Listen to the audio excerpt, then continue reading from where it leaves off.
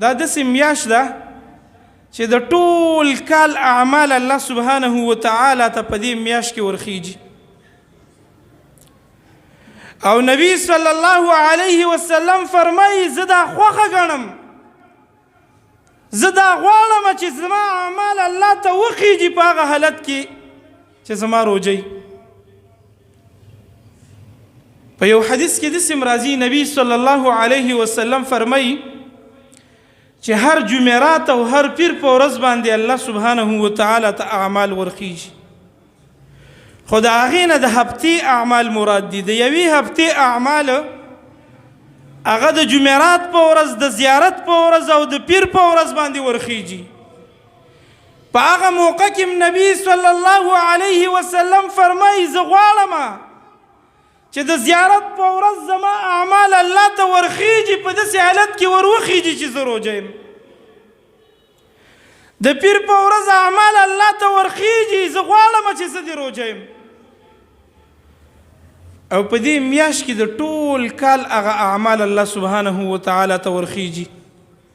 نو دلته نبی صلی الله علیه وسلم فرمایي وایي زه دا خوښه ګڼم، زه دا غواړم، دا ماله خوند راکوي چې زما اعمال الله ته وروخیږي په داسې حالت کې چې زما روجی.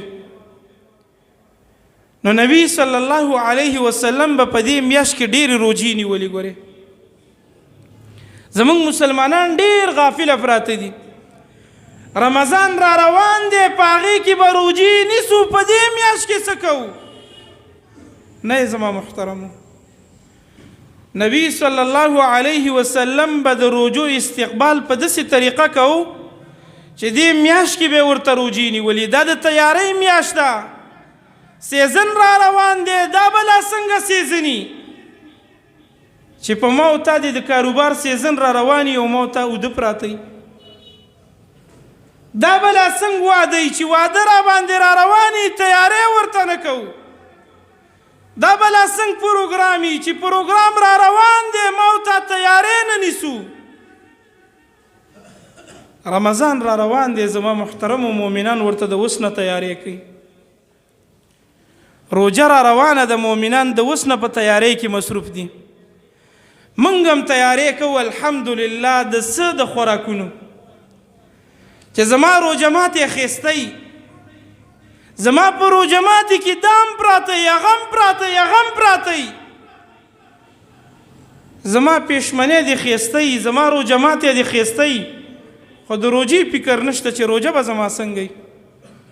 دغه روجه ماتېږي په کجورو او نیول کېږي په کجورو، خو د هغې سره به څه کې چې رمضان درنه خالي تیر شي، سیزن تیر شي او تا پکې تاوان کړی، ګټه دې نه کړي.